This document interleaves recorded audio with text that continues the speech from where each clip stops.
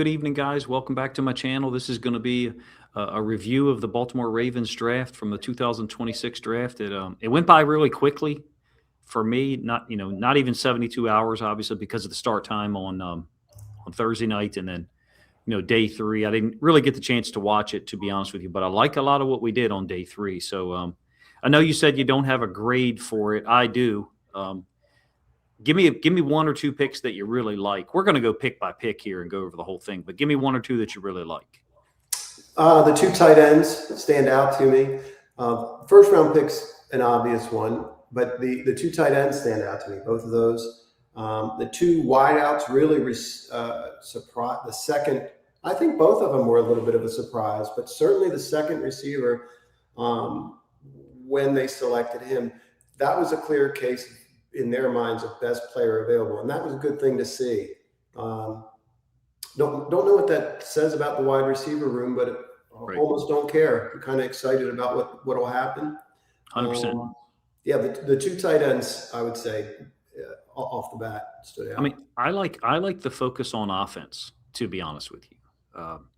I'm a defensive guy by nature, always have been, regardless of sport, and I just like the fact that we created depth at wide receiver, tight end. We got the best guard in the draft. Mm-hmm. I like the guard, interior lineman, perhaps center that we got late. I think it's the Northwestern kid who played at South Dakota State, Bernstein, however you pronounce it. Mm-hmm. We're really going to cover the first 8 picks here, I think, as in depth as we can. My favorite is Ioane, obviously, because he's a day one starter. I love the options that were there for us at 45. Between the edge defenders, Christian Miller would have been my personal favorite, but he went to the Saints, I think, like 4 or 5 picks before. So interesting for me to see the edge defender group and the progression. I think Yakus, in that range, Yakus goes to the Patriots at 40. Mm-hmm. Cassius Howe goes to the Bengals at 41. And by the time you get to 44, Brad Holmes and the Lions trade up to take Derek Moore. That was interesting, Coach. The more I think about that, the Michigan connection really, you can see that all over this draft. And whether or not the Ravens were going to go Michigan there at 45, it sure seems like that was in the mind of the Lions. How do you feel about those two players? To me, I would much rather have the player we ended up with than Derek Moore. Yeah, I like Moore. Don't get me wrong. I think he's very versatile. You can tell that he's professionally trained. I think, in my opinion, Moore has had better coaching. Mm-hmm. Mentor for 2 years, 22 and 23. And, of course, one of those years was the whole sign stealing thing. I mean, Mentor's the DC there at that time. So that's just the coolest thing for me. And then Wink is the DC, 24-25 at Michigan. Pernell McPhee is Derek Moore's position coach. Oh, I didn't know that. That's interesting. I know that Pernell McPhee was his position coach for 2024. I'm not sure about 2025, but I don't think they let him go. I have never seen any updated intel or information, but what I can say is like Moore's drops, his zone drops are pretty good. Mm-hmm. They ask him to do it a lot, especially even to the field. So that's slightly unique at the college or even NFL level, is for the outside linebacker to drop to the field. There's more space, especially in college, right, with the hashes. Less so with the NFL. Those hashes are tighter together, 18 feet, 6 inches apart, I think. Zion Young has none of that. Like, he's not number one as far as zone drops. Number two, he's got stance inconsistencies and way better in a three-point stance than Derek Moore, who's more of a stand-up outside linebacker to me. So I agree with you, though, that I like Zion Young. I think that incredibly strong in all of the attributes that people have talked about. I think he has not been coached to the same degree that Derek Moore has. So it's interesting to me that the Lions wanted him so badly. They traded up. They gave away one. And then Detroit takes an inside linebacker from Michigan in round 4, his teammate. mean, literally, the whole Big Ten connection there, and the Ravens have got, Ioane, and then we brought in 2 UDFAs from Penn State. So some of these NFL teams are like linked to these college. Particular college, yeah. What did you think of obviously Minter had a heavy say in this draft. There's a ton of Michigan connection throughout the draft. What do you think of that? It could definitely be that more in conversation with the Lions.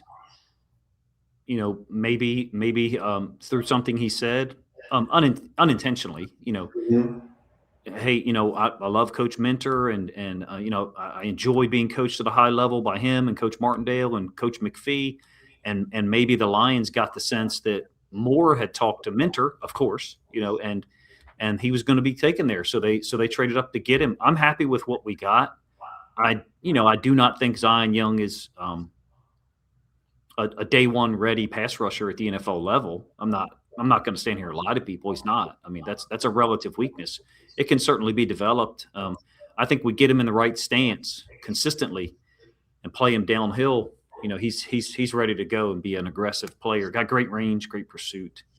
I love the first 2 picks. I really do. I know things, people have complained about Jacoby Lane starting in round 3, but I love what we did. I mean, I would say Young is still a trench type pick because he's a great run defender. So Ioane, the best guard in the draft, that was interesting to me. I mean, we could have picked Ruben Bain.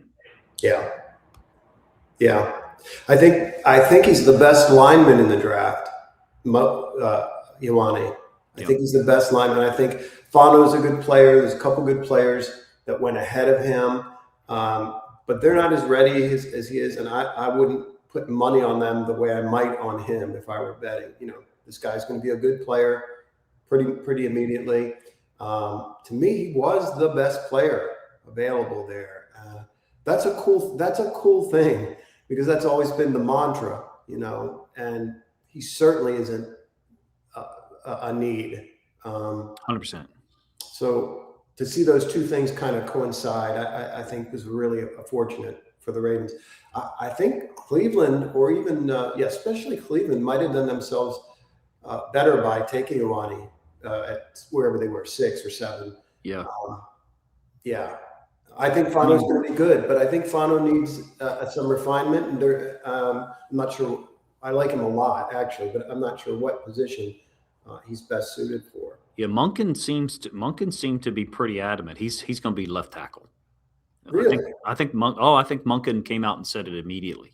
Wow. Okay. And I think in one of the other follow-up questions, actually, I think it was a question for Fano that he said, okay, I'm going to get a chance to practice against Myles Garrett every day. Of course, Myles Garrett plays off the right side, so they seem pretty sold that that's their guy. I'm just I think it's the options there at 14. It kind of goes back to something James Ogden said on Twitter a month and a half ago or something.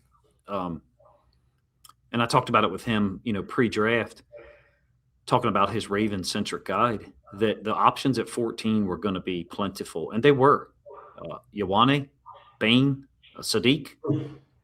I would have been happy with Bain or Ioane. I don't think I would have been as happy with Sadiq, but the ensuing picks at 45, the ensuing moves would have been vastly different if we don't address guard early. So I'm happy with what we did.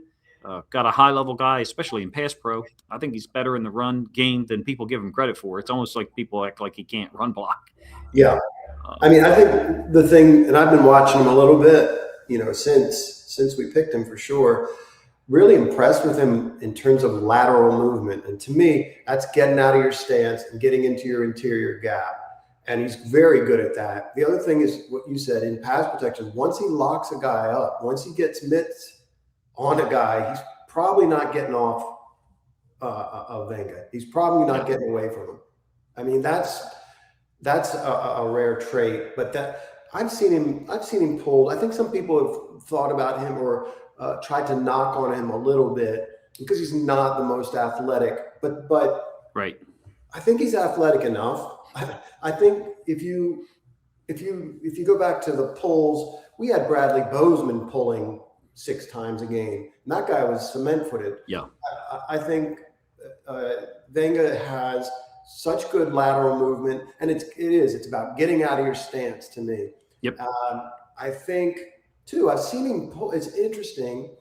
I've seen him pull over in protection, and Right. the way he moves out there, it's like, geez, man, put you in the mind of when they put Yonda out at right tackle. Like where Yonda was just so darn good, you could put him anywhere. Yep. But just he was protecting the edge, and I don't think. Yeah, I think this was a perfect pick. Yeah, really that's Ioane too. As far as the Yonda comparison, versatility. There's a game. I think it's 25. I might be wrong. It might be 24, but I'm pretty sure it's 2025 where the center for Penn State doesn't play that week, meaning they knew going into the week that he wasn't going to play. Mm-hmm. And I think Ioane moved over and played center that week. It might have been 24. So a couple of things to mention here for me. I didn't plan it this way, but the way that we did this on the website, draftsignal.pro, by having people from so many different parts of the country, so many different interest angles talk about these players. Now to go back and read it, like, for example, Will Rock from Detroit Football Journal, he's a Lions fan. He's a Lions content creator. He's a credentialed NFL writer, reporter, I guess, actually, I should say. And if you go to the website, you can read his review of it. He's not trying to sell you on, as a Ravens fan, on Ioane, because he wrote this a month and a half ago. Chris Aguilera, Chris just joking on Twitter is his handle.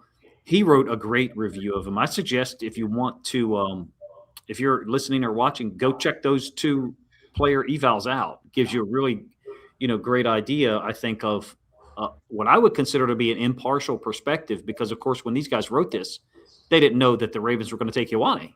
That's the whole point for me that I think works out on the back end with this website, and the way we did it is you get to so many different perspectives. You as a fan, you can go and you can read it and see if it lines up with the film, and we've got a ton of that too at the bottom that you can go watch. So I love the pick. I got no complaints at all. I will watch Ruben Bain film, and not to compare what we did. I will watch Ruben Bain film of his rookie year and root for the guy almost to the extent that we picked him. I like him that much. Yeah. What do you think, Coach? This is an A, right? If you're going pick by pick, this is an A pick. This is A plus. I mean, you're talking about, to me, if you had a center determined right now, which we don't, we know that, but there's got to be a plan there, because they didn't take a center. They didn't take one. Or maybe, the guy at the end of the draft is considered one. Ioane could move over. He could move over in the middle of a season. If you get to the trade deadline, I feel like he's that good that, you would want to move the superior player, the guy who has more ability. And I think he's that good. I think he's that good that he could be your, I guess, to use a Baltimore analogy, he could move. He's Cal Ripken, who could move to third base if you drafted a shortstop who couldn't play third base. I know that that's not the reason that Ripken moved. He was later. He had less lateral agility, all those things. So poor comparison there. But my point is that this guy's good enough to do anything that they'll ask him to do on day one. And it was probably the worst kept secret that we were going to take him at 14, right? Oh, yeah.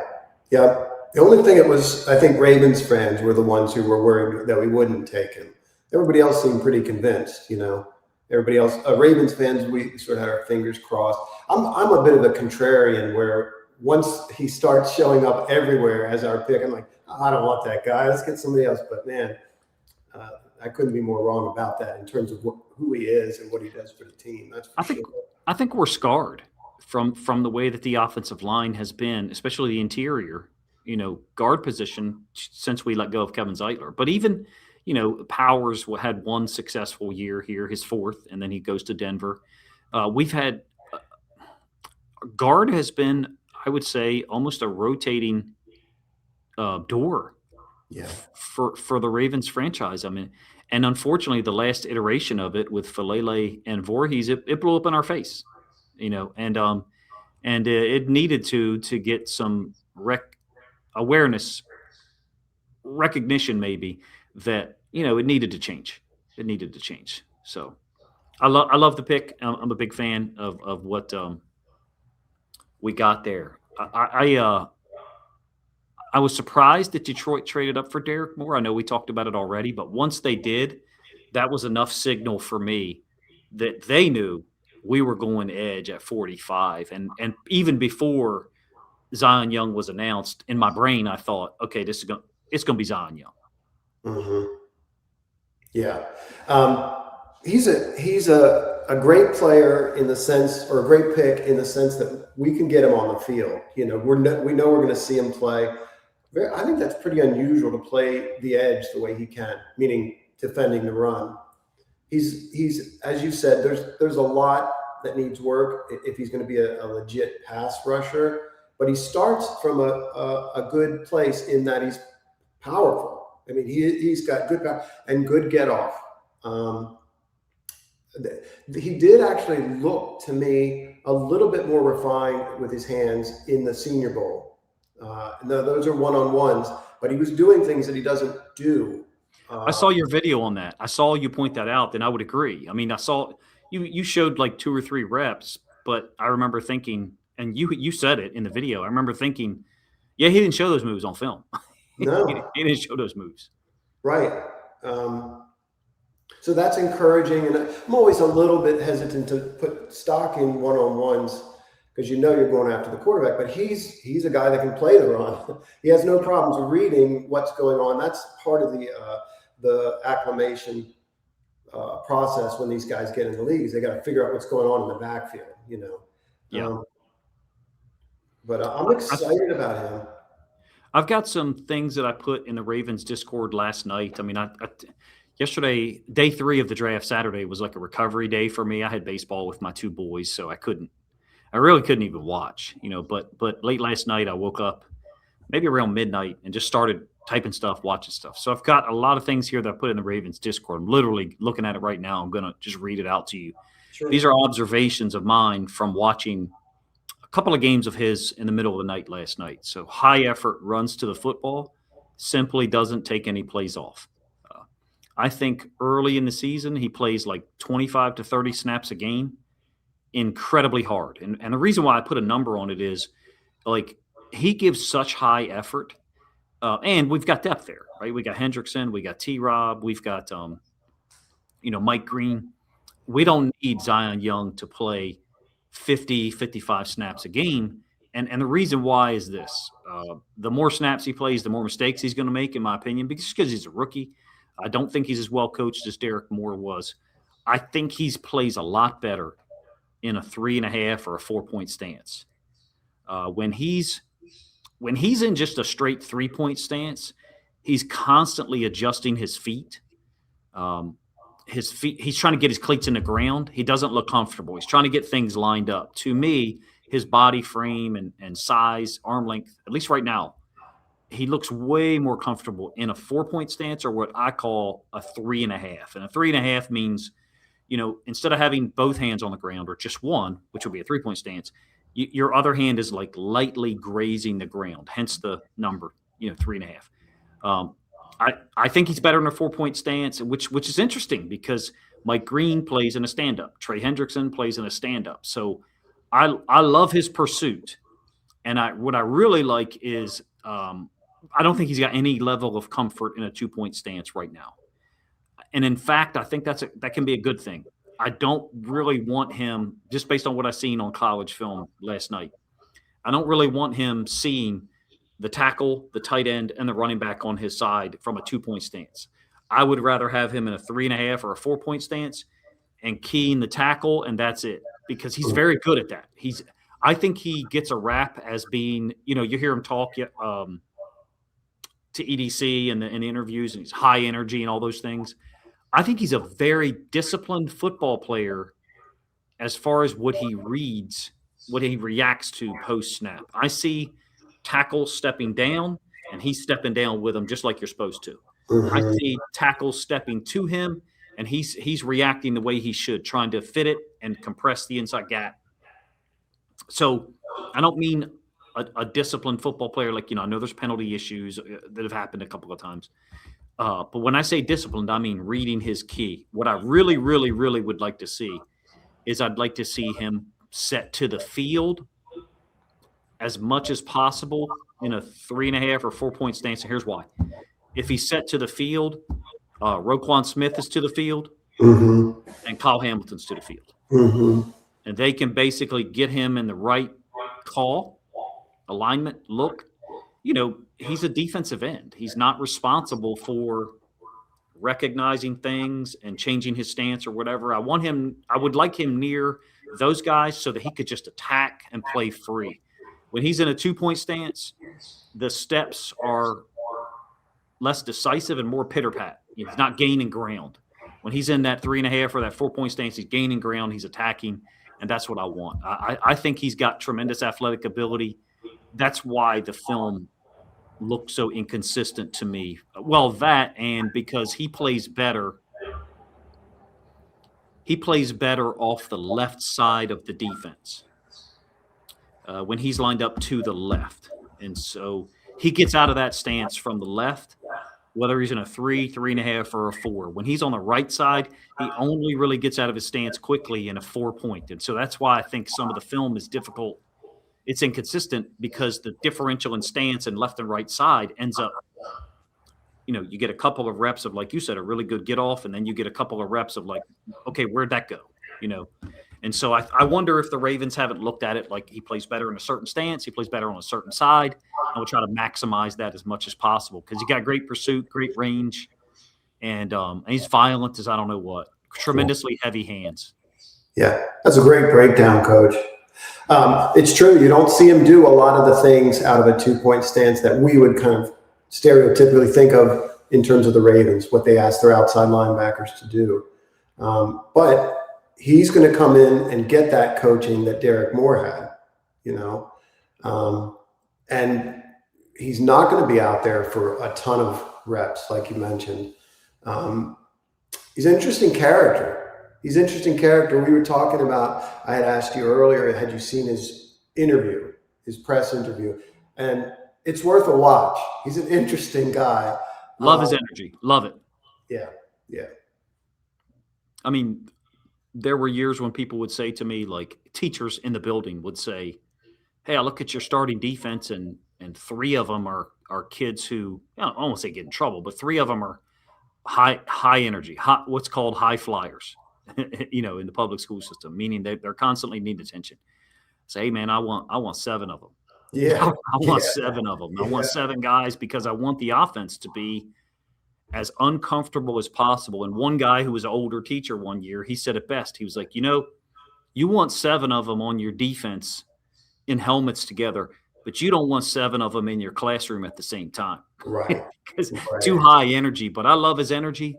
I love his energy on the field. I'm not going to name names, but there was a nationally known analyst who said, doesn't have great pursuit, doesn't have great play range, like meaning I'm lined up over here and able to get over there. I don't see that. I see great range and pursuit from him. He looks like he really loves to play football. I like the player. Having said all that, 0 pass rush development on film right now, 0 to me. I mean, it's a bull rush and that's it on the game film. But like you said, at this, at the Senior Bowl, right? Senior Bowl, yeah. You got a little bit of it. If you start with the power and you can develop that push-pull, or if he can get better with his hands, once he gets that half edge, because he's not bendy or anything like that, once he gets that half edge, if he can swim or rip and swim or develop, like I said, that push-pull, I think we got something. This is so I'm going to do this for as many players as possible. I mean, we love what we were able to produce on DraftSignal.pro. There were so many people involved, so we want to share it. We would love it if people check it out. But again, this is a Seahawks content creator, Dan Viennes, who does a great job. I mean, he was spectacular with the evals and stuff that he sent me. And he talks about the weaknesses pretty much the same way that we just did for Zion Young. But the really cool thing that Dan did was include pass rush win rate, which I don't really talk about a lot. But, if you're interested, go look at Zion Young and go compare him to other guys. David Bailey's was spectacular. Reuben Baines was really good too. But, Derek Moore, Denai Dennis Sutton, et cetera. I did an eval on him, and there's a lot of film at the bottom. I think one thing I will say is he's in a lot of different stances for Missouri. And I think that was by task or responsibility. So like, for example, this one here is a great play. The first clip against Vanderbilt. I'm not going to play it. He's in a 7 technique, inside shade of the tight end. And he fights over it to disrupt the running back. And then Trotter makes an unbelievable tackle from the field. Just a great angle.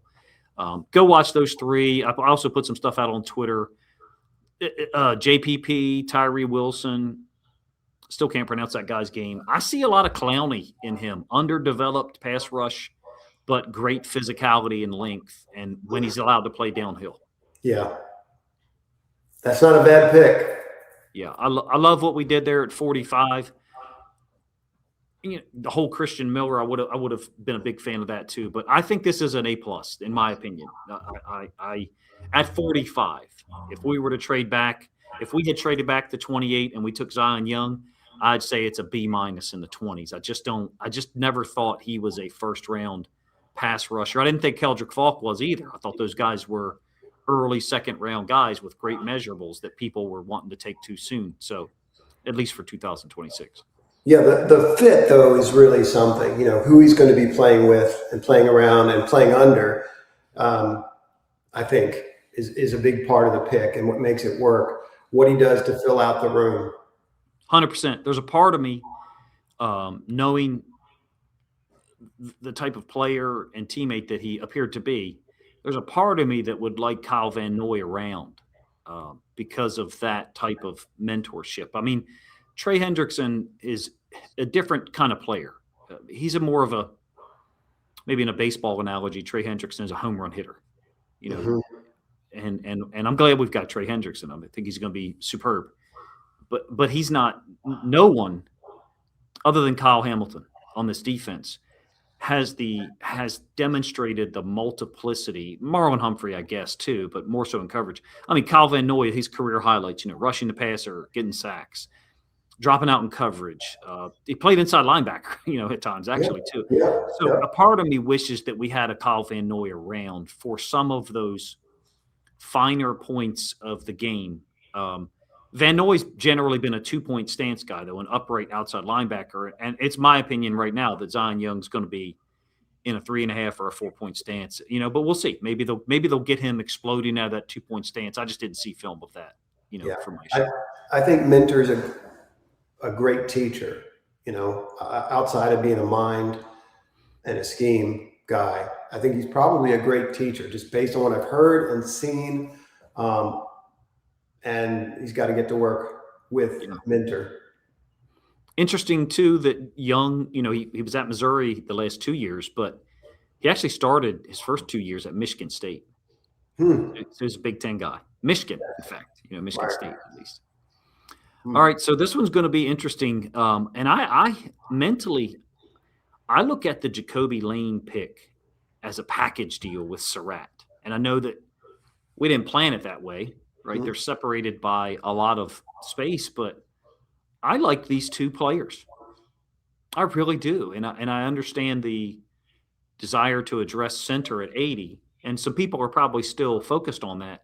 To me, it seems obvious that we're going to address center through competition of 3 or 4 guys. Well, Nick Dawkins, who played next to Ioane, he's a UDFA for the Ravens. I think that was announced like literally Saturday afternoon. So that's super. That's superb, if you ask me. It really reminds me of, and Walter in our Ravens Discord brought this up Sunday night. The Seahawks just won a Super Bowl with a UDFA center, Jalen Sundell. And, of course, Sundell played at North Dakota State with Gray Zabel. And now Gray Zabel was a first-round pick last year at left guard. We just drafted Ioane, first-round pick with a left guard, and then we brought in a UDFA center that played right next to him for the last 2 years. So crazy. I like the Lane pick. I don't think we're not going to address center. Having said that, if this was a year ago and John Harbaugh and George Warhop were around, I would trust less Mhm. our ability to address center than I do now. These guys haven't given me a reason to not trust them yet. Does that make sense?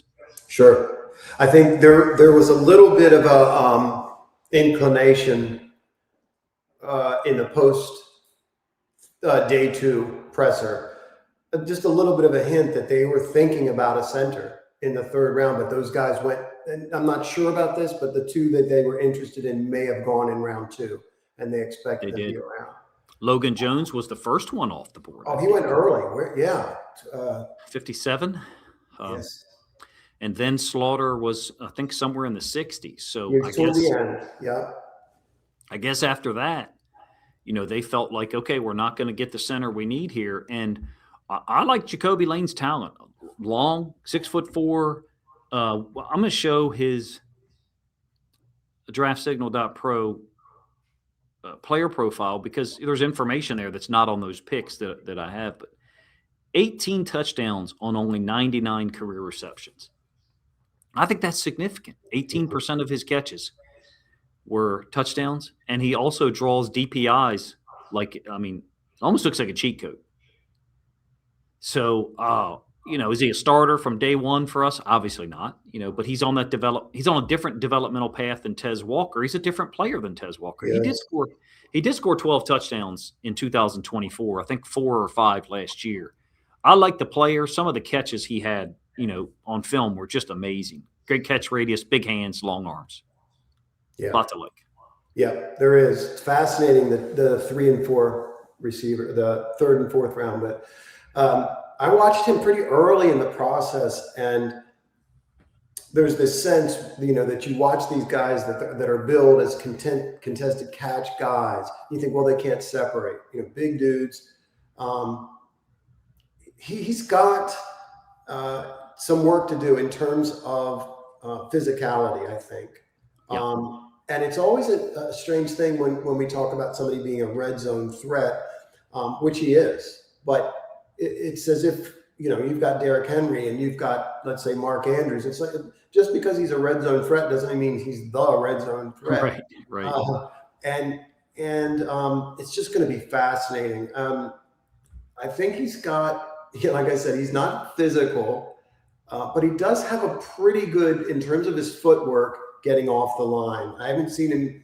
You just don't see a lot of press coverage generally, or I don't when I'm watching. It's different now. Yeah, it's different. Press coverage is different now. It's played differently than it was 12, 14 years ago, or in some cases even 5 or 6 years ago. Yeah. I think, the whole metrics, his separation metrics and all this shit, I pay zero attention to that because I don't know what plays are included in that or not. If it's all plays, then you don't know what you're doing by quoting that, because what I mean is sometimes it's just a clear out route. And so, sometimes just a clear out route where we're actually not trying to get you to be at 100% immediately off the line. We're trying to, some people use the phrase bait the corner into thinking that we're going, okay, so we're released by the receiver. We're going, second, third gear, and then fifth. But the timing of that transition between gears is oftentimes designed to bring the corner with you, basically make the corner think, okay, he's going vertical. And then the over route or something else goes onto that cleared out space. Yeah. And I don't know which plays that is. I know it exists because I've seen it taught. I'm talking about 1996. So for me, I don't go into that. Now, his separation metrics being so low does indicate that, there is less separation than some of the other guys, right? Like Mekhi Lemon and others. He catches the football. He's plays tough and draws. He does. Yep. That's a good point. He's not afraid to get hit. Not at all. And I was impressed with him. I was when I first, way back when I watched him. I get a little bit blinded by that idea that, okay, he's big. That must mean, and he's not really been asked to run these. He's thin. He's not gaining 30, 35 pounds though. Like that whole, I've seen that. Like he needs to gain 30 pounds. No, he needs to gain 10 or 12, If the he right can. way. Yeah, if he can. He's so lean through Yeah. there. One thing that, and this is not planned here for me, but in some of these evaluations, I forgot what I wrote. I mean, for real. Sure. Yeah. But this one, I kind of can't believe I wrote this. I think someone else did an evaluation of him. I think it was Coach Evans, and I just never put it on the site for some reason. But I put on here that, it wouldn't surprise me if someone picked him in the 65, 85 range. I didn't think it'd be us. I really didn't. And my process, I said this to you before, but I'm just explaining to people. My process is usually I watch 2 games of high production. And then the third game I watch is usually the best opponent that you faced that year. And then the 4th or 5th ensuing games, I should say, is against good competition. But let me backtrack just a little bit. When I say high production, I mean high production against high quality opponents. Right. I don't watch USC against some of the FCS teams that they play, or the lower level FBS. I'm not going to name names, but point being, I try to safeguard my process by ensuring that the film I watch is against high caliber opponents. Why would I want to watch them against the types of players they're not going to compete against in the NFL? So I like Jacoby Lane. I get it that people were shocked because we needed a center and there were names on the board. Apparently the Ravens just didn't like those names. I kind of felt that way too. I kind of felt that there would be something better in round 3. Not discounting what was going on in those 2 early centers, which would make me completely wrong. But I think with him, that top strength listed there, contested catch monster, he's legitimately that. And the athleticism. I mean, he can run 40-inch vertical. I mean, that's crazy. Then there's this Todd Heap connection. I believe that was with him, and he spoke glowingly about Todd. Yeah. Which that's not a surprise. I mean, I said this in a video the other day, just in case anybody is recent to the Ravens. Todd Heap, and that's just my opinion, unquestionably the best tight end that we've had. He's better than Andrew. He's the guy to me. Like, played with some really poor quarterback play through his career, but that dude was special. And Todd Heap with Lamar is a Hall of Famer. What's that? Todd Heap playing his whole career with Lamar is probably a Hall of Famer. Oh yeah, yep. Sometimes it depends on who you're playing with. Yeah, he was kind of cutting edge. There's probably highlight films of Todd being just like whacked around and pulling the ball down, with 2 guys on him, and yeah, he was special. But the connection, he mentioned Todd and how Todd had sort of taught him how to carry himself. And you can see that he carries himself very well. Right. Good point. Looks like he's about 15, but, he's a young looking dude, but really carries himself well, really serious. I think you could say that about both the receivers. Both of them are all about football. Absolutely. Yeah. I would have thought the Ravens might pick Sarratt. I did not think that the Ravens would pick Jacoby Lane. However, Jacoby Lane, the Malachi Fields, right? I think the ex-receiver for Notre Dame. And there was another ex, I think it's the TCU guy, Tomlinson, but he had a lot of legal trouble that I think really impacted. Well, I don't think he actually did get drafted. If he did, it was very late. For me anyway, some of those ex guys, I thought the Ravens might take them with a 5th if they were there. But to me, I guess we'll cap the Lane thing this way. The reason why I put stuff like this normally is when I don't think there's a chance in the world that guy makes it out of the 4th round. Mm-hmm. And that's kind of why I put maybe next year I need to put that, in some of the evals. But I didn't see a 5th round talent with Jacoby Lane. I saw a late 3rd round, early to mid 4th round talent. That's what I saw. And apparently that's what the Ravens saw as well. And having said all that, like, if you had told me pre-draft that we picked Sarratt and we picked Lane, I would have thought it was Sarratt first. Yeah. And Lane second. It's very interesting. Clearly they liked him a lot better. And probably were a little bit surprised to see Sarratt there. Another best player available pick. That one made me just kind of shake my head because I did not expect that pick, Elijah. He's super tough. Yeah. Very experienced. Of course, he played high school in Baltimore, at St. Francis. That's right. But he's from Virginia. So he went to St. Francis High School in Baltimore and then went to St. Francis College, the FCS school, which I think is in Pennsylvania, but I might be wrong. I mean, there's a ton of football schools in Pennsylvania and Ohio. It's insane. Like how many, D2, D school, D3, FCS. I'm literally looking at the Ravens website now. St. Francis, PA, yeah. Freshman All-American.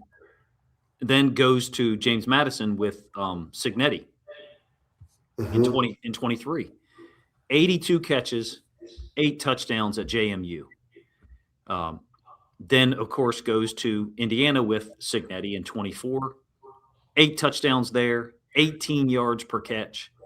Another 15 touchdowns last year in 2025 at Indiana, which led FBS, 15 receiving touchdowns. So I think this is a very underrated player. I don't know what the evaluations were. I did one, I thought someone else did one. And I have no idea where I projected him. Okay, so I got a misspelling here. I put 55 to 65. So, obviously earlier than he ended up being taken, but got great production. The back shoulder throws from the slot. That is interesting because Lamar loves those throws. And I think Jacoby Lane will be an option there too. Maybe not, year one as a rookie, but both of those guys make tough catches against man coverage. How much man are we going to see? I don't know. What do you think this does to the room now, Coach, with Bateman or Tez or Wester? How do you think it shakes out? I'm glad that we have competition there. Yeah. Legitimate competition. Me personally, I'd like to see all of them used. I mean, in the regular season. I mean, I just am not one of those guys who thinks that in a 17-game schedule with the tenacity, with the level of violence that there is on an NFL field, that we shouldn't get guys like Sarratt or Lane if they can compete. I mean, if they can't compete, then no. But if they can compete, I'm just not one of those guys who thinks we shouldn't get them reps. Tez Walker as well. I mean, Tez Walker, to me, should have got more reps the last couple of years. And I think Minter has that philosophy. I know he does on defense. Minter rotates guys on defense, and I hope that we have the same philosophy on offense. Use a lot of guys. 17 games is a long season. There's something to be said for being ready to play. I don't get the sense that there were receivers on the team that felt they were going to have any shot at playing on a given week or given weeks, looking down the road through the season. These guys, I think, coming in hungry, give them chances to compete, give them reps, and have them ready to play and contribute. You can see just in their demeanor as people, but also on the field, they're competitive, confident. Yep. I mean, I kind of reflect back on Tylan Wallace. Tylan Wallace, the last 2 years, regular season stats. I think last year he had 14 catches on 18 targets. I might be wrong there. Maybe that's the last 2 years. It's a high percent catch to targets for Tylan Wallace. And, of course, he made big plays on special teams. I look back on Tylan Wallace and feel like there was weeks where Bateman was down or whatever, and Wallace or Walker would get an opportunity, and they would produce. I mean, Walker with the touchdowns. I guess what I'm saying is there's only so many plays on a football field in the regular season. I get it. We have enough talent. We have enough offensive line. We should hopefully have enough offensive line efficiency and consistency that we're in control of games. I'd like to see guys like Sarratt and Lane get opportunities earlier because I think they're ready. I think I'll just say it flatly. Both of them are better players than Tez Walker was coming out of college by far. Yes, in my opinion, by far. I mean, Tez Walker played at North Carolina as a transfer, as a senior. I think he had played 4 years in the MAC. nothing explosive player, but nothing like production. Everywhere Sarratt goes, he produces. Yeah. So I want to see how far that. I like the pick. I get it that offensive line, defensive tackle, maybe. I think Grayson Halton is still on the board when we pick Sarratt. I think, but I could be wrong. Look at that. So Sarratt went 15th in the round at 115. Sutton from Penn State, the edge guy. Mike Washington, tailback. Skylar Bell. Connor Liu went after him. I don't see. Who was it that you mentioned? I thought Grayson Halton was still on the board. Maybe not. He might have gone a little earlier. He went to the 49ers. The 49ers had a kind of weird draft, but they got. Okay. Yeah, he went 7th in that round. But. Yeah, they got Romello. Okay, so he was a little earlier. They got Romello Height, the 49ers. They got Grayson Halton, and I forget who the other guy is. I think they might have been the team. Was that the team that drafted Jaden Duggar, the 6'5" linebacker with great measurables and great speed? Don't remember. Well, we've got a lot of film of Sarratt here, and a lot of it is back shoulder stuff. Yeah. Which is really what litters the film from his time at Indiana with Mendoza. I mean, 15 touchdowns speaks for itself. You can go watch some of the film of him against, the team in their national championship run. And, of course, they made the college football semifinals, I think, last year, right? Mm-hmm. The year before. So there's a lot of film out there on Sarratt. I like him. To me, when I watched Sarratt versus Omar Cooper, I did not see Omar Cooper like here and Sarratt 2 levels below. I found them to be a pretty close comparison, and Cooper went in the first round. Yeah. There's a pro ready element in watching him. He looks like a pro receiver to me when I watch Sarratt. I think it's also illustrative of the fact that this draft was hard to predict for a lot of people. And we were willing to try to make these predictions. I mean, I was early on this one, obviously with Sarratt, 55-65. We were willing to make those predictions as a individually by player, I guess is what I'm saying. And that only came from watching the film, whether it was you, Dan Viennes, Adam Emmert, who did all the quarterback stuff, Chris. Most of the projections were done by people who watched the film. And I know they watched the film because they referred to it in talking with me. So it's harder for people to helmet watch now because of the portal transfers. And I think it's more difficult to make projections maybe because players move around so much. In this case, you have a guy, Elijah Sarratt, has moved 3 times. St. Francis, PA, James Madison, and Indiana. High-level production, high yards per catch, followed him everywhere. Yeah. How much that the back shoulder throw, how much is that Lamar and him working? That's a lot of work that has to go into making that happen. A lot of trust between the two of them, a lot of getting to know each other. So, yeah, he does that very well. But you get the feeling there was a good relationship between he and Mendoza. Yeah. In that regard, for sure. Trust. I agree. I guess the only caveat I would put there with that would be it would take one catch against an Awuzie or a Humphrey or a Wiggins in a back shoulder situation, in practice for Lamar to be like, okay, we're gonna see how far we can push the pedal here. We get. So I guess yes, as far as regular season stuff, it would require a lot of practice. But here we have a guy who I think he'll be put in that position in practice against our defense. I think he'll be put in that position, and Doyle and those guys will want to see if he can succeed. I'm a big fan of the pick, to be honest with you, even though we had just taken another receiver. I love it. I love this pick, and especially because we had just taken another receiver. Just a reminder of that best player available, Ravens mantra, and it seems to come to fruition a couple times in this draft. I think, I am excited about the rest of the picks, to be honest with you, because I recognize them for what they are, which is guys whose impact might be more narrow, singular. Maybe they're not as multiple at the NFL level, and that really starts here. I know Hibner once again played at Michigan. he, Yeah. he started his career at Michigan, and then ended up at SMU. But he's there at Michigan for 2 years when Minter's there, 2022 and 2023. So you never know. I mean, I don't know that Minter recruited him. There's nothing. I'm looking at the Ravens website, and there's 5 things to know about Matt Hibner, highlights, etc. So maybe that information is there. Who actually recruited him? I don't know. I just know that the connection is obvious. He's pretty athletic. I find him to be. I haven't watched film, and I don't think we have him on the site. I haven't watched film. All I've watched is highlights. And to me, he looks more like an H-back than a tight end who split out wide. Yeah. I've watched him a good bit. Now, I did a video on him.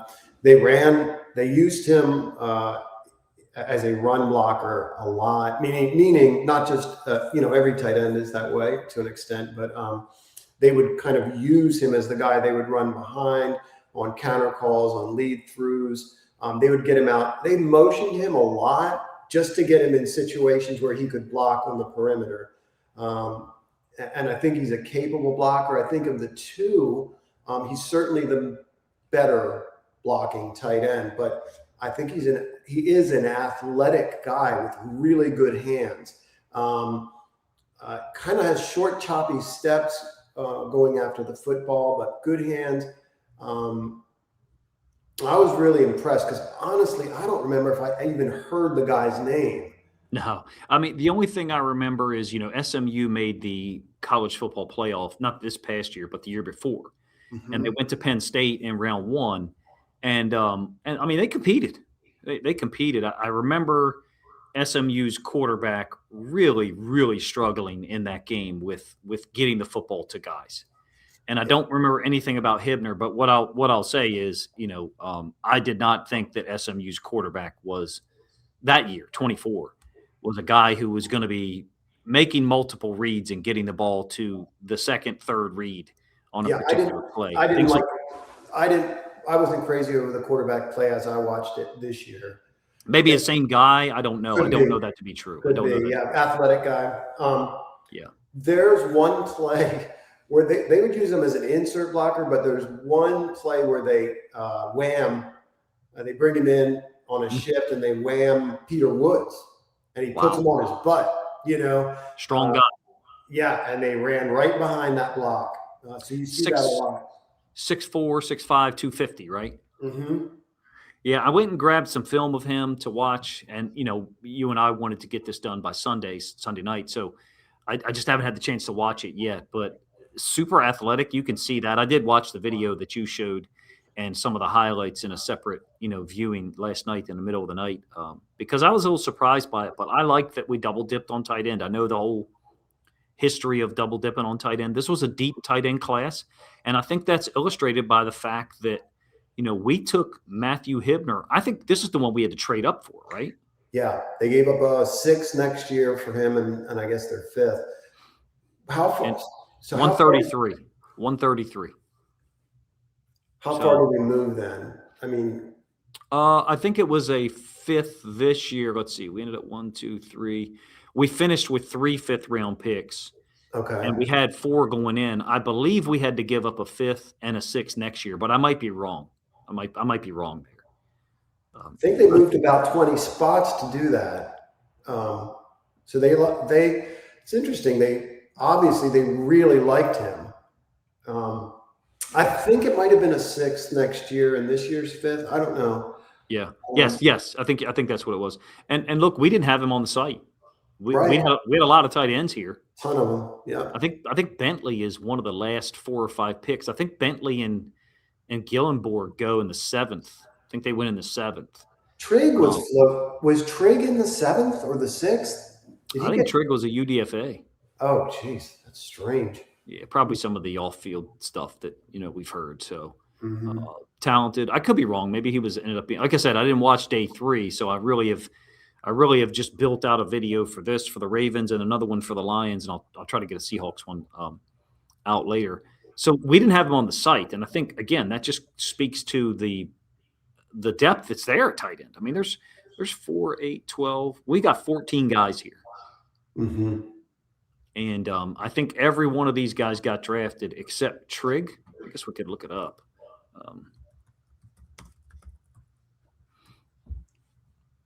He went undrafted.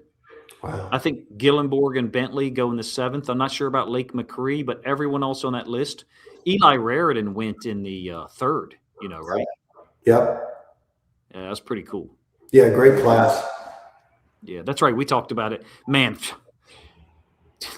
Friday night seems like I don't even know how many days ago that was. It was just wild. Yeah.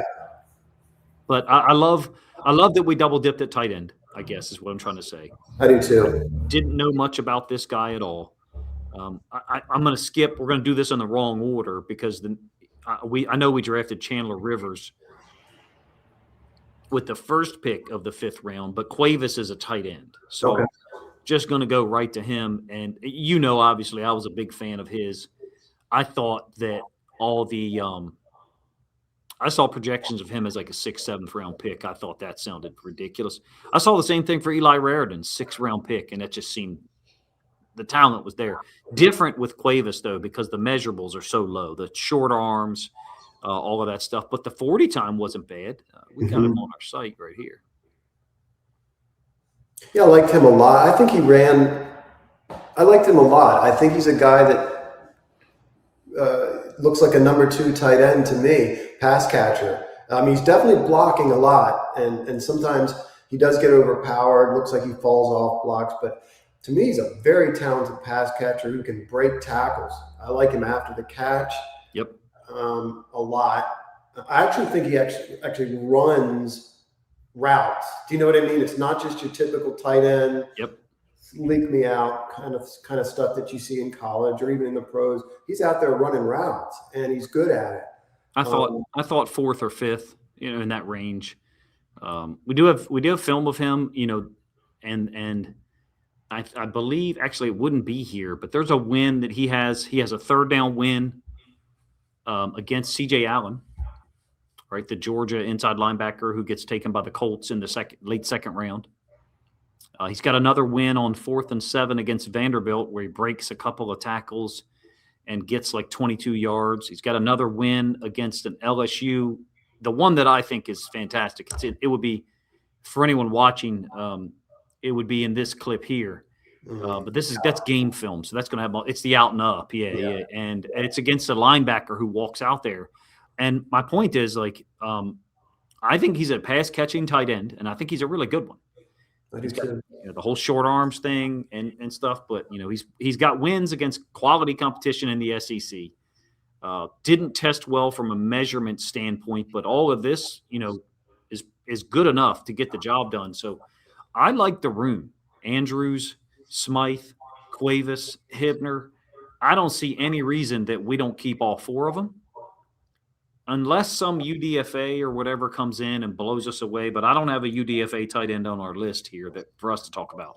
Mm-hmm. I think all 4 of these guys make the team, and I think all 4 of these guys – well, I think 2 of these guys, Hibner and Smythe, get some fullback usage, and maybe even Cuevas. Cuevas actually lined up at fullback some for Alabama. So I like what we've got there in that room. I mean, would I have liked the Justin Joe Lee? Yeah. But I feel like Hibner gives you the athleticism, and I think Cuevas is a better route runner. Cuevas is a better actual technical receiving tight end than Joe Lee. Joe Lee's just more explosive. I agree. Really like him. I think he's going to make an impact with the team. That was one of my – you and I talked about him so much, and just to see us take him, is one of my favorite picks. And they got him 173, so back half of the 5th, right? Mm-hmm. All right. I really do like this pick, and I'm not going to pretend that I know a whole lot about him. Now, I have watched a lot of Duke film for obvious reasons. There's a kid that, myself and some other people were blessed enough to coach for a couple of years. It's at Duke and doing really well. Chandler Rivers plays he plays the game. If you're playing defense for Manny Diaz, all right, it's kind of like playing for Brian Flores. you're playing 100 miles an hour or you're not on the field. Mm-hmm. And I know Manny Diaz, like the Miami thing as a head coach didn't work out, but when he went to Penn State, I mean, the Penn State film was just phenomenal. He goes to Duke and he's changing things there. You know, they won the ACC. Luke, got an opportunity finally, like week 4 or something like that. It's played exceptionally well. Chandler Rivers shows up on film. I think he's a nickel at this level. I really like him. We didn't have him on our site though. I must be upfront. Yeah. Yeah. I'm just watching him a little bit. I didn't watch him pre-draft, and real active downhill guy in terms of being reactive, really seems to know where he wants to be or where he needs to be. They line him up out wide a lot, but I agree with you. I think he's probably inside just on height. I think they needed a corner. The comparison to me to somebody like Tavon Young stands out. Like the Ravens like this sort of player. He reminds me a little bit of that sort of player. Just watching a little bit, not as familiar with him as I should be or could be. But same here. Yeah, I great ball production. It's there. The interceptions, the PBUs. I did take a look at a highlight thing last night, and I downloaded some of the film, but I just don't. I don't have it. Look, he was a third team All-American in 2024, and first team All ACC. 8 pass breakups, forced 2 fumbles. That 24 is Manny Diaz's first year at Duke, I believe. I think 23, Manny Diaz was still the DC at Penn State.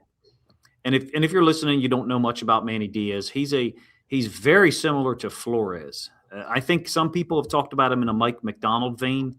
There's what looks like 100 different blitzes used in a different game.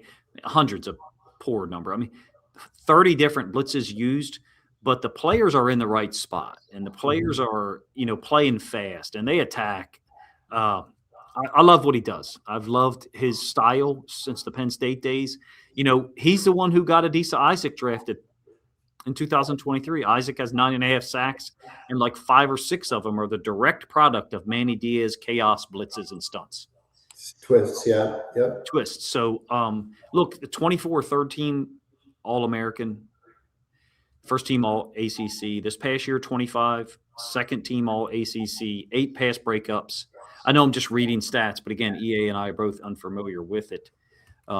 Mom ran track in college, and dad played baseball in college. I have no idea the school. Ran a 4.40 40 in testing. I really like that we got this player. Again, he was taken before Cuevas. We got him, in the 5th round. I think Keon Martin has got direct competition here, in my opinion. I don't look at this and say Keon Martin is here and Chandler Rivers is here. To me, based on the film that I'm seeing, they look similar. 5'9", 190, I think, something like that. So he's certainly small. Do you think the value where we got him especially stands out? 100%. I recognize that, D tackle and center and all that stuff, there's still guys on the board, but I really like what we did in the 5th round. Again, we messed up the order, but that was intentional. We'll talk about the 2 tight ends in a row. Chandler Rivers at 162, Josh Cuevas at 173, and then this guy, Adam Randall, the converted receiver to running back, 6'3". I think he's like 230, 235 range, something like that. I won't say that he's a I don't know. I think it's going to be interesting, him and the third running back. Yeah. I think that's going to be an interesting time because I think this guy offers a whole lot more as a pass receiver out of the backfield.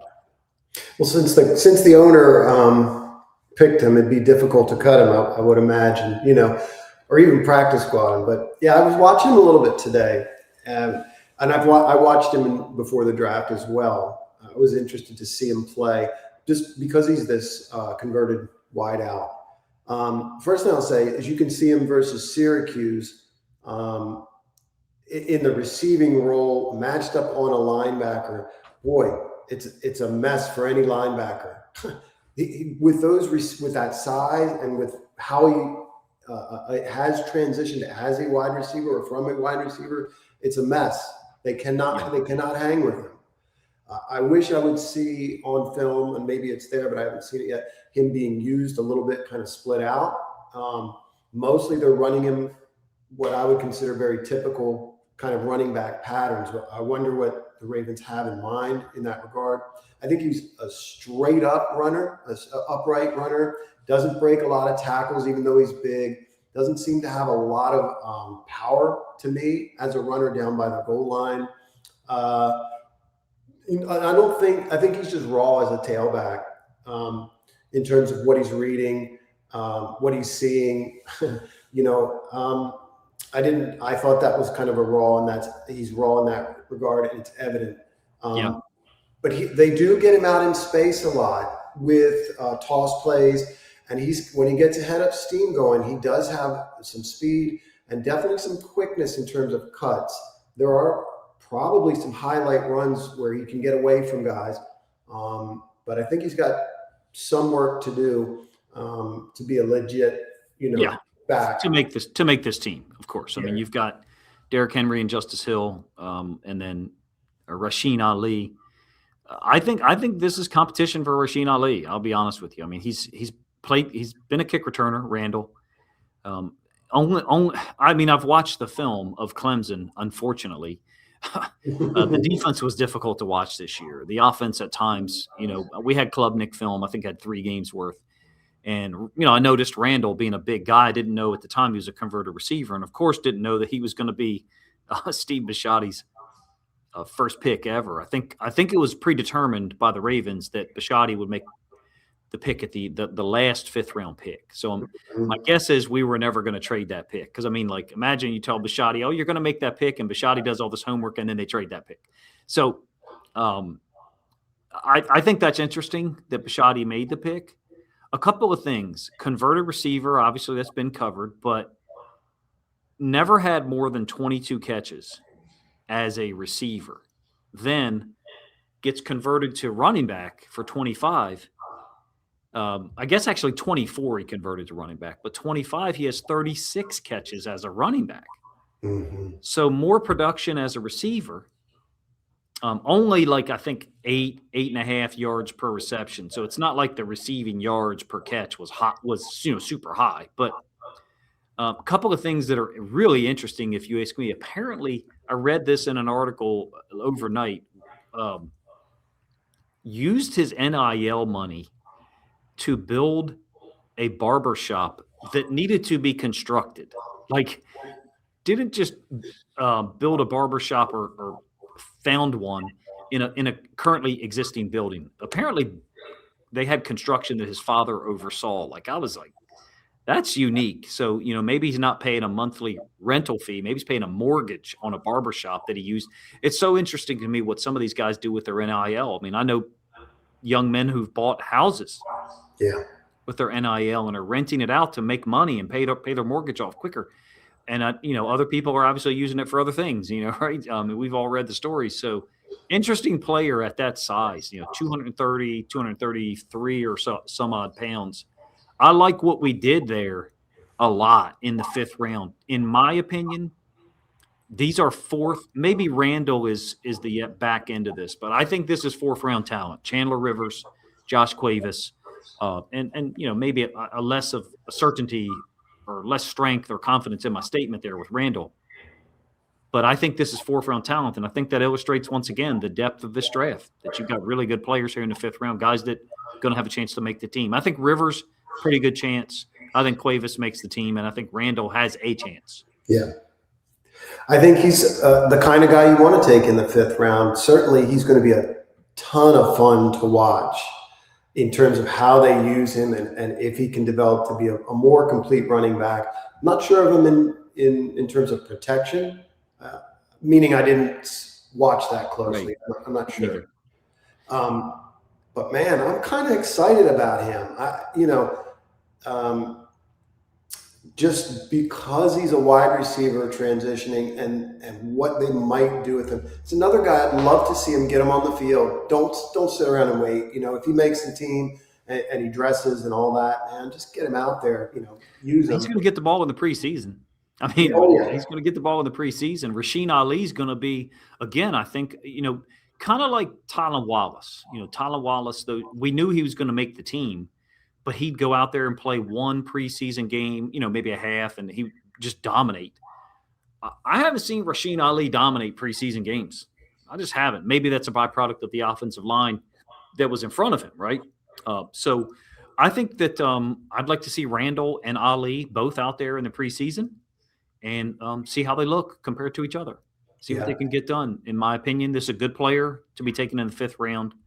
Of the 3, maybe the least accomplished statistically. I mean, Cuevas played in the SEC, has wins against second-round talent, linebacker-type guys. But I like this pick a lot. I recognize, however, that, we did draft a defensive tackle, Benny, an offensive lineman in the 7th, both of those guys, and then the punter, who, of course, he's going to be the punter, right? He's another Big Ten guy, Michigan State. Yeah, they liked him as a holder, which I thought was very interesting. They liked him both as a punter, but thought were very effusive in their praise of him as a holder. That's kind of an interesting tidbit. Necessary skill, It's a necessary skill, to be honest with you. I mean, we had a guy a couple years ago, 10, 12 years ago, recruited, made the rounds with the Division I schools, visits and stuff, and I think he ended up going to Campbell. And punting, and actually did really well, but was a really great punter. But his holding skills were not up to the task at all. I think he went to some NFL camps or whatever, but nothing close. But point being, if you don't have that attached to being a punter, then you're not going to get a look. Yeah, I'm very pleased so far with what we've seen in the coaching. Just the personalities, the way they speak. I think it's a noticeable difference. There's a new kind of sheriff in town. Things are happening, and not just with the head coach. You can tell with the OC. Man, dude's impressive at 30. Yep. And the coordinator, the offensive line coordinator, coach rather, really impressed by him. Tight ends coach was impressive. Just the way they carry themselves, talk to the players, interact with the players, really interesting. It's a new day, and they've still got work to do. I mean, the UDFAs they brought in are going to be guys that, or they're going to be part of drills. They're going to be part of competition segments, pass Kelly, inside run, etc.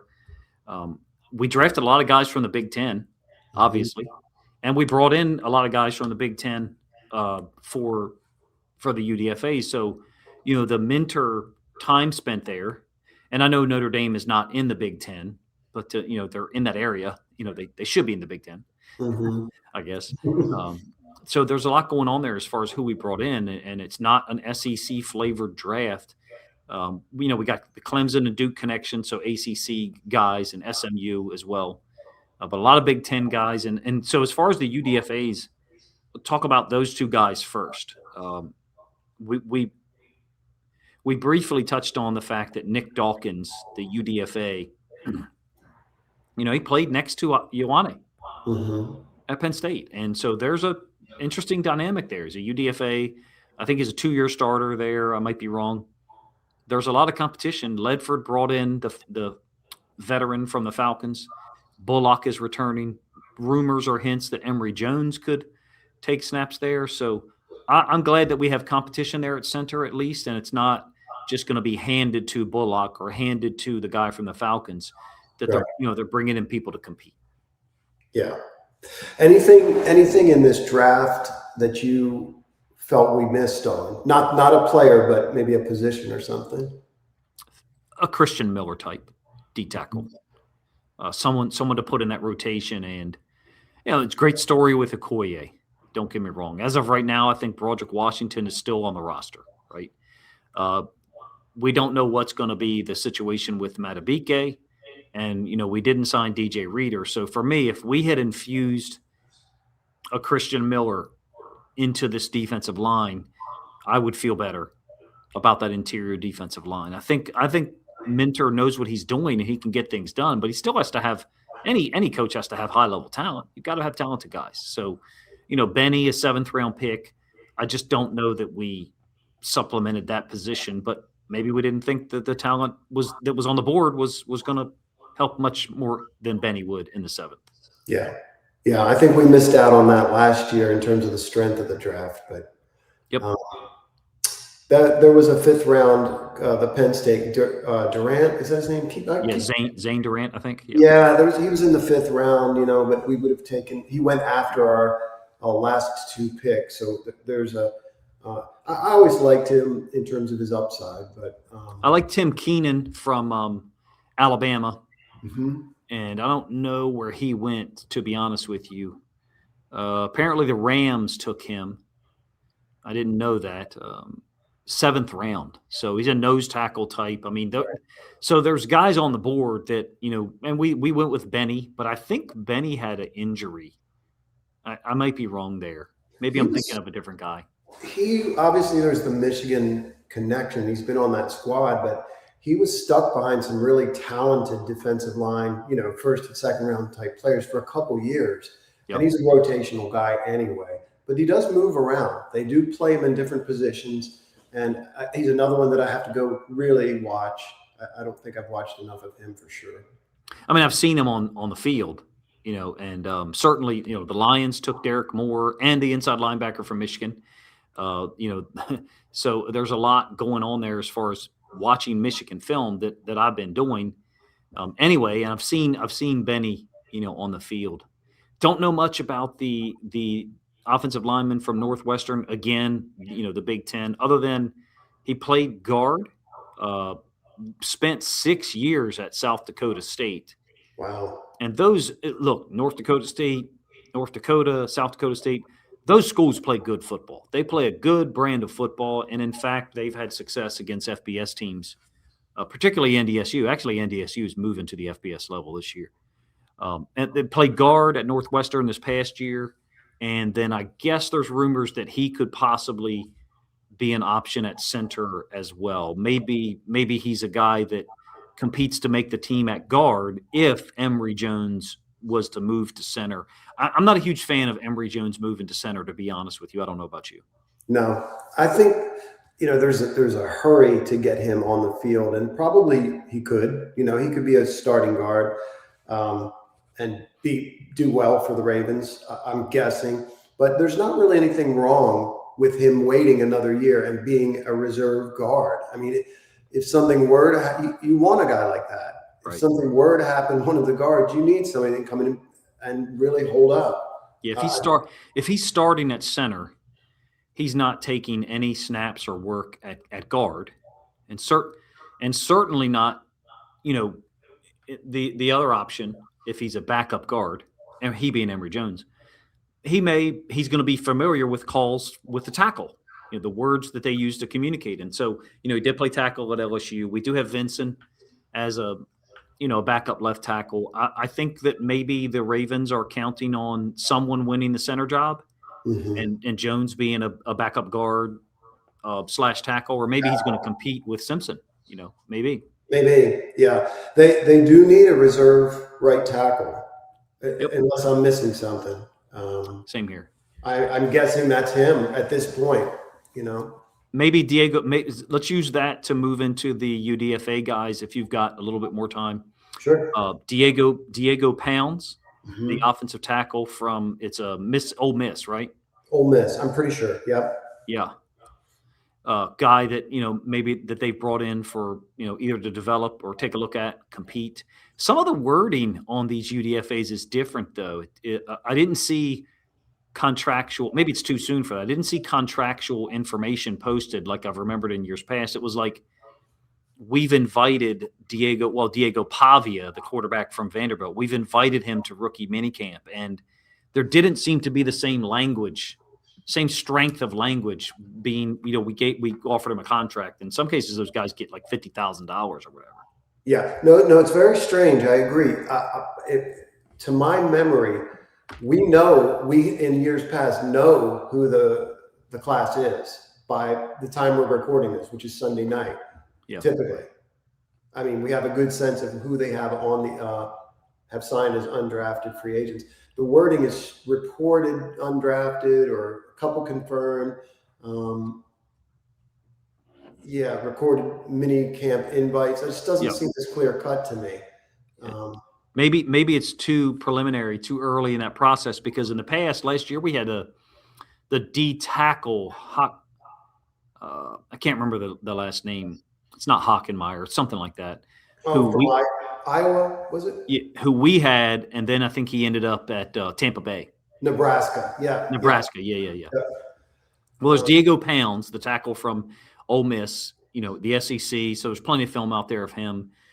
Diego Pavia, the quarterback from Vanderbilt, that one took me by surprise. Very small competitor. Of course, he was a Heisman finalist. I mean, he was there when they, announced that Mendoza won the Heisman. Diego Pavia's literally in the room. Theoretically, they could have said Diego Pavia. He's a part of a huge turnaround at Vanderbilt. Not going to be a guy that I think, he's certainly not going to compete with a Tyler Huntley at all.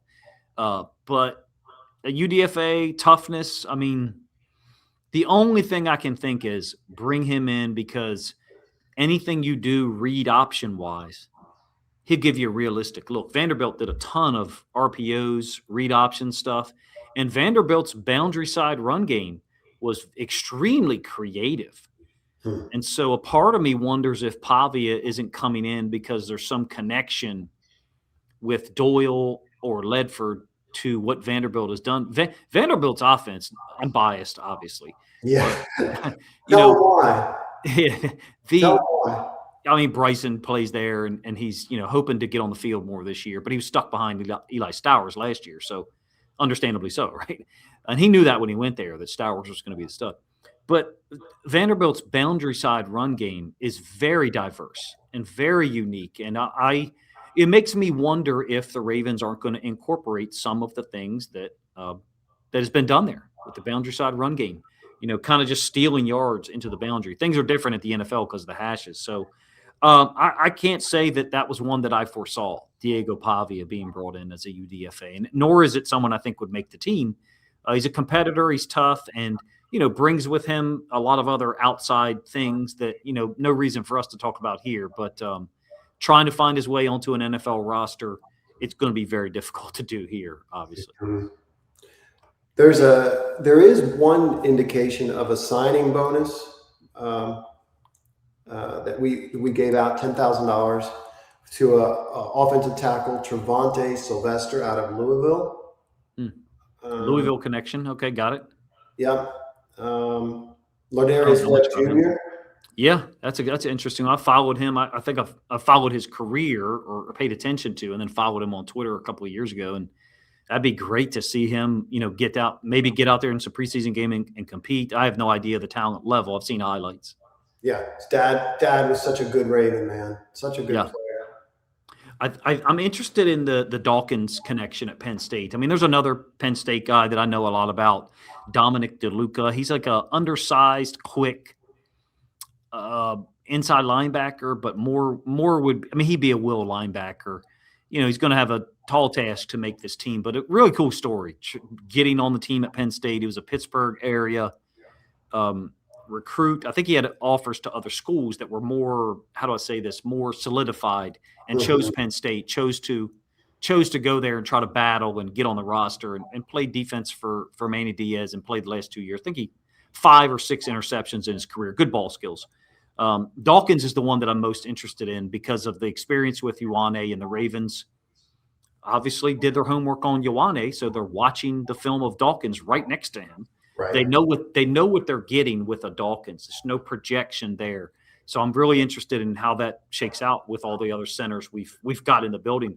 3 or maybe 4, right? With the 7th rounder, Biernston, I think, is that right? Yeah, 2 vets, Bullock, the 7th rounder, and this guy, this undrafted guy that played next to Venga.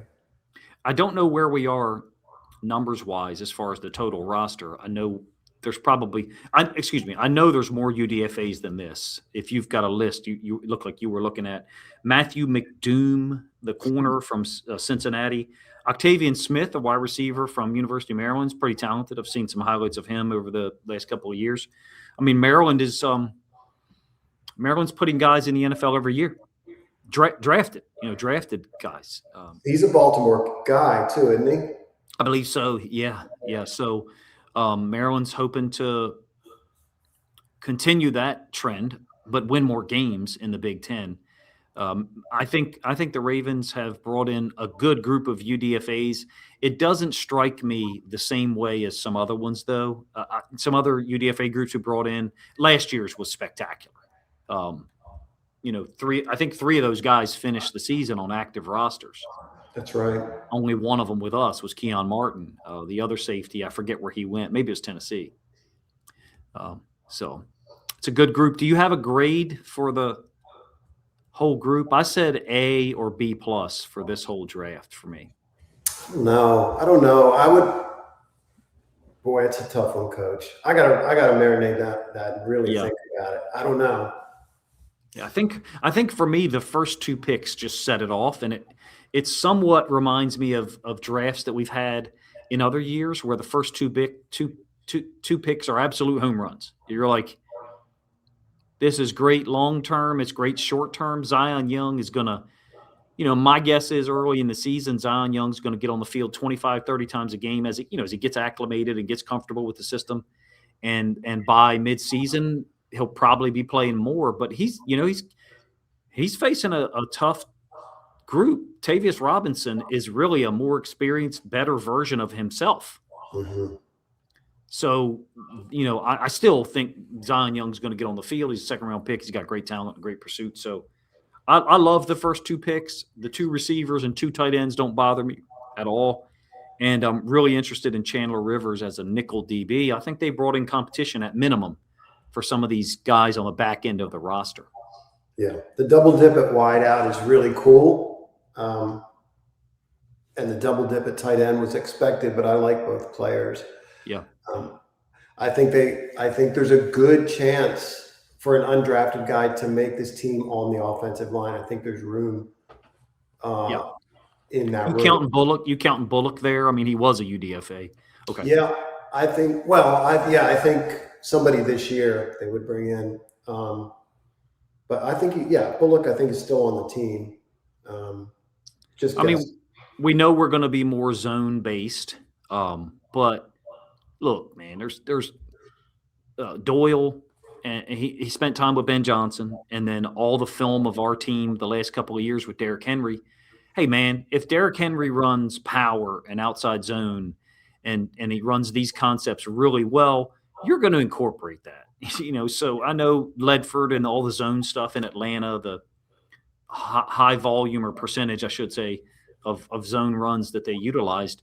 They're going to do what Lamar Jackson and Derrick Henry are really good at, and they're going to gravitate towards the things that there's successful film of. I don't see any reason why, they can't incorporate what Lamar and Derrick Henry, or they won't incorporate what Lamar and Derrick Henry are already good at. So as far as the O-line, man, like I'm interested to see how that repeatability of inside zone or outside zone stretch, whatever, is going to maybe improve our ability to execute it when it's called. Because in the past, we did it a little less frequently, and when it was called, I felt like there was less familiarity with executing the concept. And we're gonna do it more, now, I think. Yeah, that's a machine. That's a drilled scheme. That you got to rep it for sure during the games. So, well, man, I appreciate you joining me here to kind of recap it. It was the draft went by so fast. It was shocking. The 3 days. Yeah. I couldn't believe it. And Saturday I was so out of it as far as taking my boys to their baseball games that I didn't even know what time it started. Saturday morning, my brain was like, I don't even know what time it is, And then somebody's like, the draft starts at 12. I was like, oh, I couldn't have made it either way. Yeah. So, I was lucky. We had to get out of the house on Saturday, and a friend invited us over, and they had a big old TV with the draft on. So sit and watch it. Got to watch it. Yep. Who was the people commentating on? Was it Kuiper and them or? No, it was the NFL Network. Mm. And, you know, I kind of miss Mel Kiper. I don't watch ESPN because I don't have the channel, but I missed old Mel. Yeah, I like the guys at ESPN, but like when they got into the 6th round, let's say, they started going to the B crew a little bit, and you got away from Jeremiah and them. I recorded it, the ESPN one, to watch the day 3 one. I recorded it to watch because, well, to be honest with you, I'd like to improve what we present on Thursday night and Friday night. Yeah. As far as when the players are called up. So there's a reason for people to stick around and watch more of what we do, because I want the presentation and the professionalism of the website and the stream to be increased. So I thought that too, Coach. I thought, you know, as I'm watching this, I'm like, well, we should be able to. Of course, they have a million people working for them, giving them stuff in their ear, but still, the idea that, you know, I need to be better prepared next year, where I can say, oh, this guy went to the Bengals and he does such and such, you know, that kind of thing. Yeah, Jake Howlett and I were talking, and he made a comment. He's like, I'm starting on the 2027 group next week. I was like, well, sounds good to me. So, well, anyway, man, you know, thanks for joining me for this. It's a Sunday night, and I wanted to recap the Ravens draft with you. And, you know, I hope to recap the Lions draft with another friend of mine that does Lions content. So it was a lot of fun. Cool. And appreciate your time, man. Yes, sir. Appreciate you. Well, thank you guys for joining in and for checking this out. Let us know what you think of, you know, the Ravens draft, obviously in the comment section. You've been commenting, I'm sure, as this thing premieres, and what you think of our evaluation of some of these prospects. We didn't, you know, get to the punter and those guys in particular, you know, for obvious reasons. The Ravens, I think, went into it with what, 12 picks?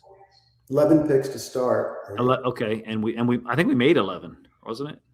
Well, they traded one. I don't think they recouped it. They traded one to get the 10, so maybe it was just 10. It was just 10. Gotcha. Still a good group, and something that, you know, I think Eric DaCosta and Minter and all of those guys, Weaver, Doyle, I think those guys obviously did a lot of work on. And so I'm really interested to see, you know, how it starts to shake out. So in any case, I appreciate you guys' time, man, you know, for checking this out this long, a 90-minute production. If you guys think other Ravens fans would enjoy this discussion of the draft and review in an in-depth fashion, then please consider grabbing a link to this video, sharing it out on social media to help this content get more reach. Appreciate you guys' time.